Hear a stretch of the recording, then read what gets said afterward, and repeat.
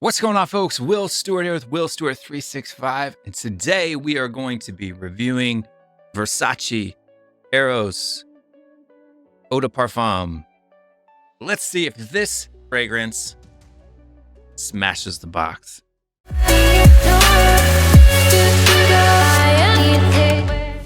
So for me, Versace Eros Eau de Parfum has become a really big part of my fragrance rotation.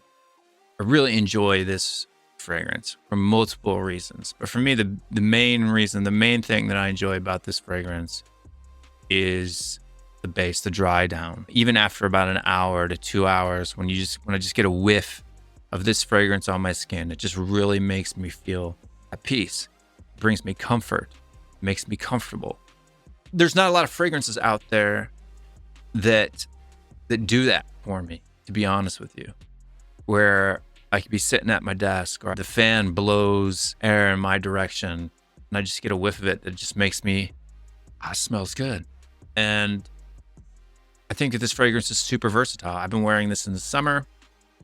I think that there's a lot of people that say the Eau de Parfum version of this is too much for the summertime. I don't think that it is. I'm not overspraying it, so that may be, like, if you're spraying this 10 to 15 times, it's probably going to be a little bit too thick, a little too heavy to wear in the heat or even in tight, small locations. But for me, with a 4 to 5 sprays in the summertime for air-conditioned type of considerations, like maybe I probably wouldn't wear it if I'm going to go outside. I'm going to be outside in the high heat all day.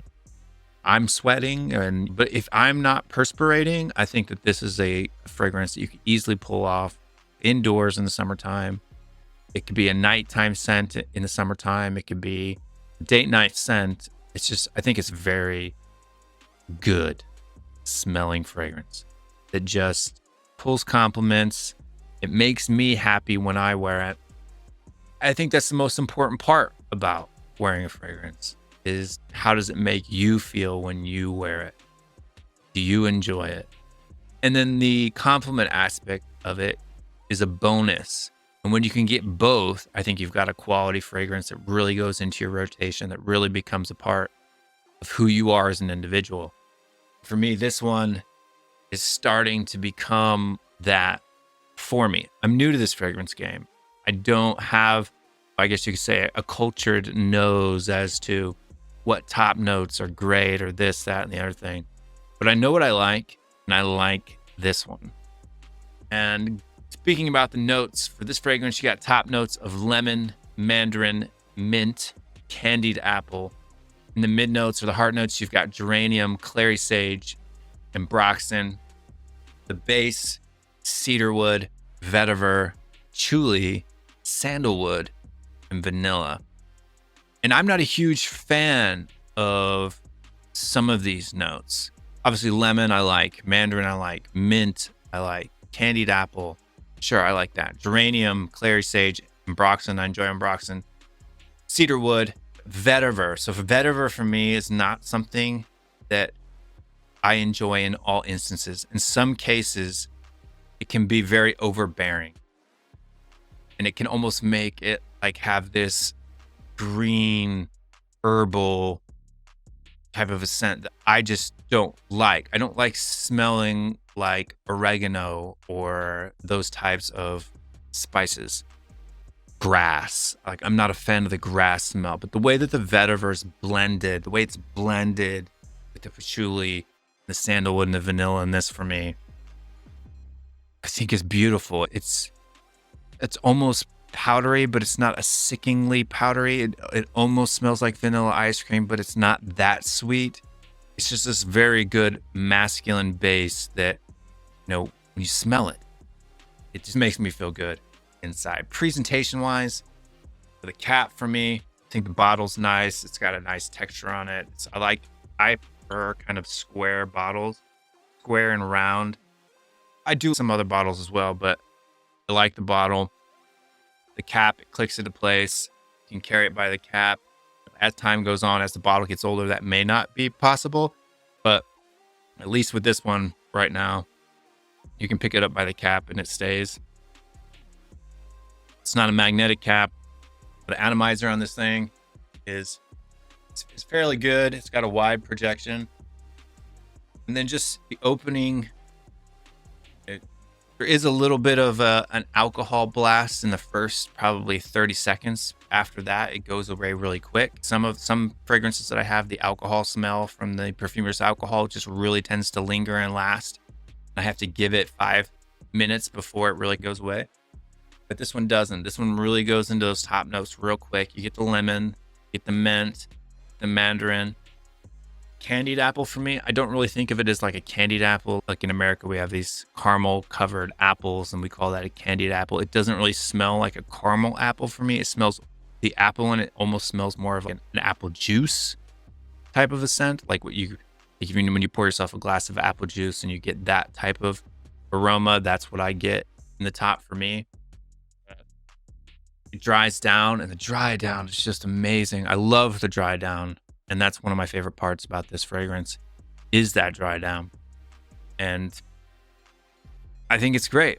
But let's get into the next segment of the show, which is a new segment that we're going to be doing in all of our reviews moving forward.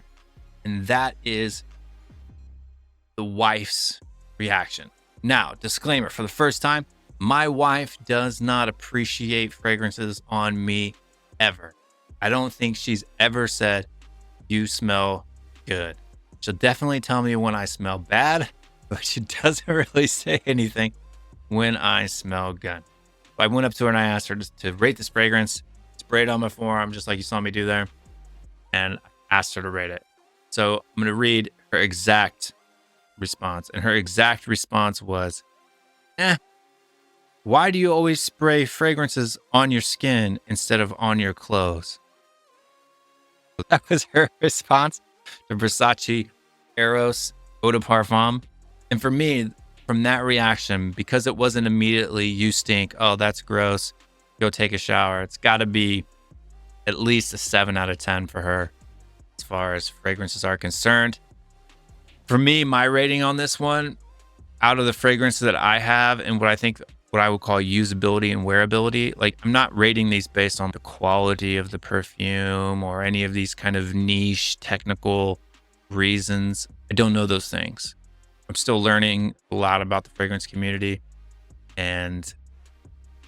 but just for, do I like it and how often am I going to grab it? If I like a fragrance, but it doesn't spark anything to me to continue to go to that bottle and pick it up, I'm going to start chopping points off for that. Because for me, the fragrances, when I go to my shelf, I look at all my fragrances, what fragrance do I want to wear today? I'm going to give this one, for summertime, I'm going to give this one 10 out of 10. I really am. This one here is in a 100 milliliter bottle. It's in a tester and it's affordable. You can pick this up $40-50 at most discounters. You can get it at TJ Maxx. You can get it at Burlington's. You can get it on Amazon. Would I pay full retail prices for this? Like if that was the only venue that was available to me with the amount of use and enjoyment that I get from this fragrance, I think I would. I think I'd pay anywhere from $100 to $80 for this. I just enjoy it that much. A lot of people probably say it's probably not worth that. A lot of the big YouTubers, they'll say bang for your buck wise, or from a quality wise, or a technical standpoint, it's not worth that. But for me, it is. I think it is. I think it's worth, personally, I think I would pay that. Guys, that's it for today. Versace Eros Eau de Parfum. I think this is a safe, easy blind buy, and I recommend you guys to go pick one up for yourself. Will Stewart 365, stamp of approval. We will see you next time. I'm out.